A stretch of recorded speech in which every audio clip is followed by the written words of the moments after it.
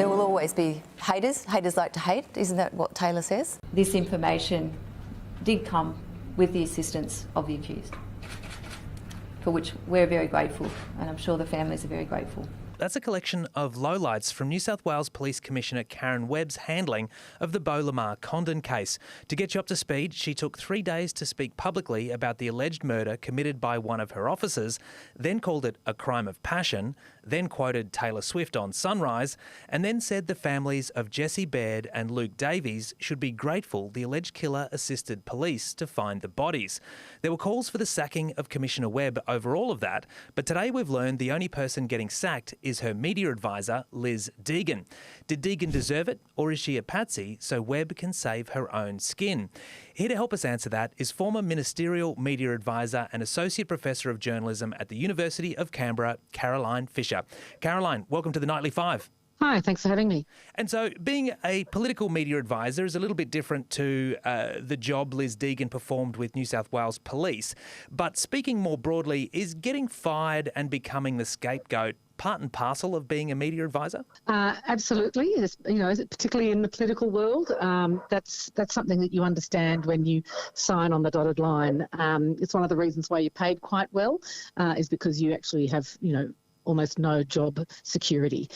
So yes, you do know that if things go wrong, you might be the full person for that, or there's a change of circumstance for some reason, you could lose your job, quite quickly. Yeah, right. And so it might be the case that, even before, anyone fronts the media, that there might be some sort of war meeting where you strategise and a sacrificial lamb is decided at that early point.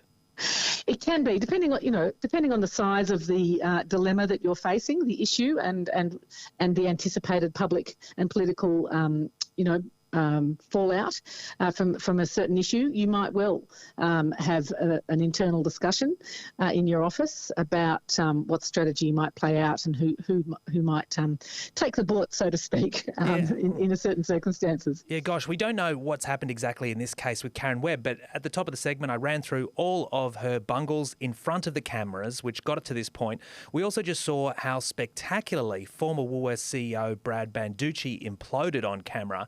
Can you really blame a media advisor when that happens? It's an excellent question, and I think it really depends on the ability of the person that the media advisor is working for. So if you've got a really good media performer and or just someone who's very competent, who's really on top of the policy detail, who's confident on their feet, then being a media advisor is not an onerous job. But if you're working for somebody who needs more support, who's less confident, less experienced, then it can be a very tough gig, and they may well lean more heavily on their media advisor. So, it really depends on the circumstances. But if you've got a poor performer, and you give them advice and they don't necessarily follow it, or you do give them advice, they follow it and it backfires, well, it's a difficult situation. Ideally, you're working for somebody who uses their own judgment. That's the ideal situation, is that you're working for somebody who not only takes advice but weighs that up with their own assessment based on the political realities and the issue of the time. Yeah, and I think the nature of the advice, I'm sure, differs from one person to the next, depending on, I guess, if the minister or the police commissioner, what sort of talent they have in front of the camera and what sort of personality they have. So in the case of Liz Deegan, we don't obviously know what was said behind closed doors, but is it possible that she might have said to Karen Webb, just try and, be more human, be more personable, make a Taylor Swift reference, and then, of course, that's gone down like a lead balloon. Is that the sort of thing that can happen from media advisors?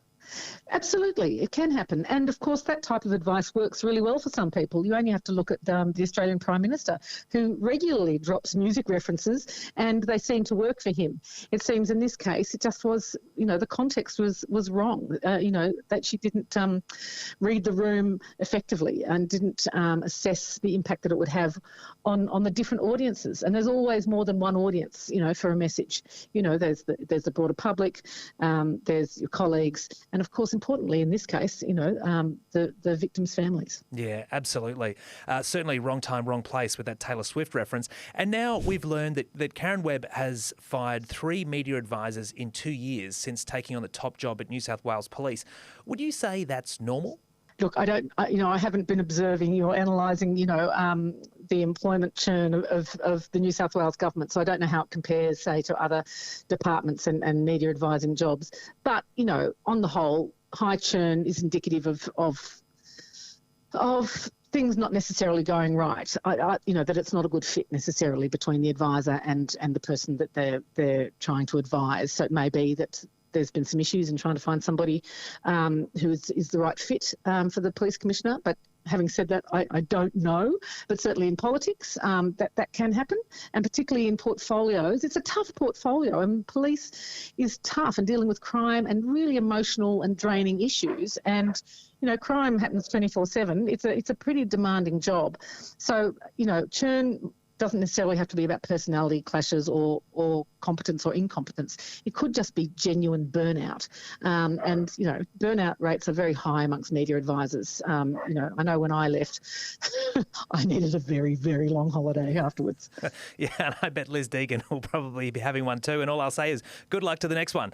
Associate Professor of Journalism at the University of Canberra, Caroline Fisher, thanks for sharing your insights on the Nightly Five. Thanks.